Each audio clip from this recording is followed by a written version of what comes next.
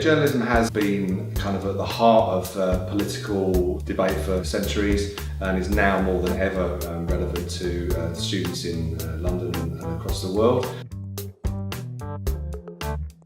The course really intends to allow journalists of the 21st century to engage with debate and other issues such as fake news and partisan content verification, etc. When I was working back in countries, I didn't have a broader experience, like looking to stories from a different perspective and thinking about like foreign audience. But now in this course I have learned how to write a story which could be interesting for the international audience and how to build a narrative.